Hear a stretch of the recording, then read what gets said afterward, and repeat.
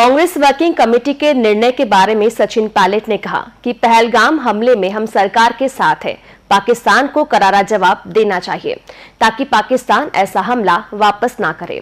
पहलगाम की घटना के लिए जो भी मुंहतोड़ जवाब पाकिस्तान को देना है उसके लिए भारत पूरी तरह तैयार है। और राहुल गांधी जी ने कहा, खड़गे साहब ने कहा, न सिर्फ संपूर्ण विपक्ष लेकिन 140 करोड़ एकजुट हैं आतंकवाद का सफाया करने के लिए। और जो भी पर्याप्त और उचित जवाब देना है वो सरकार को देना चाहिए।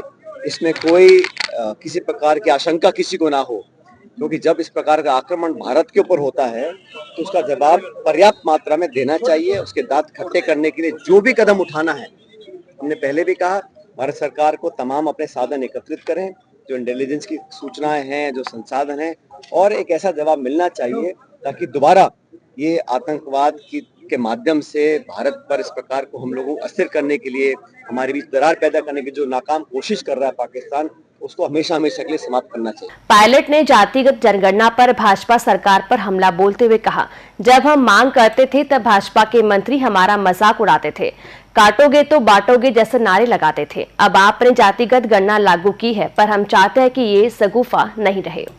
जो अभी हाल में सरकार ने अचानक जो जाति जनगणना की स्वीकृति करी है, हम सब जानते हैं सालों से कांग्रेस पार्टी और राहुल गांधी इस बात को करते आए, और हमने अपने कार्य समिति के रेजोल्यूशन में कहा है, जो हमने प्रस्ताव पारित किया है, कि ये जो जाति जनगणना है ये मात्र लोगों की जाति पूछने का सवाल नहीं होना चाहिए। आप एक कॉलम जोड़ दें और जातियों के संख्या बल इकट्ठा करें, वो हमारा उद्देश्य नहीं है। हमारा उद्देश्य है कि पूरे देश में लोग जिस स्थिति में रह रहे हैं, उनकी शैक्षिक, उनकी आर्थिक, उनकी राजनीतिक क्या परिस्थितियां हैं, सरकार का कितना लाभ उनको मिल पा रहा है, नहीं मिल पा रहा है, उनकी भागीदारी क्या है, उनके परिवार, वो लोग किस हालात में जीवन व्यतीत कर रहे हैं, उसका पूरा विश्लेषण और जो सवाल पूछे जाए, जो डाटा इकट्ठा किया जाए, वो पारदर्शी हो और समयबद्ध तरीके से काम किया जाना चाहिए।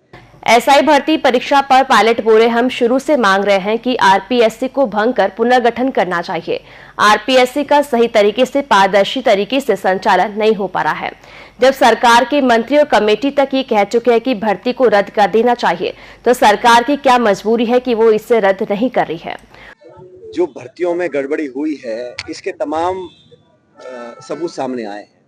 और जब से नई सरकार बनी है, भाजपा जब विपक्ष में थी तो बहुत सारे वादे करती थी, और मैंने खुद कई बार इस बात को उठाया कि जो आरपीएससी है उसका एक पूरा मूल चूप, उसका पुनर्गठन होना चाहिए।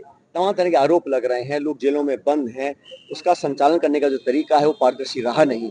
तो एग्जाम्स में पेपर लीक होना, नौकरियों में धांधलीबाजी होना, और एसआई वाली भर्ती के लिए बहुत पहले से हम लोग मांग कर रहे थे कि जब कमेटी बैठी, कमेटी ने कहा रद्द होनी चाहिए, सरकार के मंत्री कहे रद्द होनी चाहिए, सारे आंकड़े आपके पास है, तथ्य, तो ऐसी क्या मजबूरी है, क्या व्यवस्था है कि आप नहीं करना चाहते हैं? लोगों को न्याय मिले, ईमानदारी से बच्चे जो पढ़ाई करते हैं उनके साथ धोखा ना हो, इस बात के सब पक्षकार हैं और सब मांग करते हैं। लेकिन सरकार की न जाने क्या मजबूरियां हैं, और जो भी आरोप किसी पे लगते हैं तो मुझे लगता है कि सरकार की जिम्मेदारी है कि उसका स्पष्टीकरण मिलना चाहिए।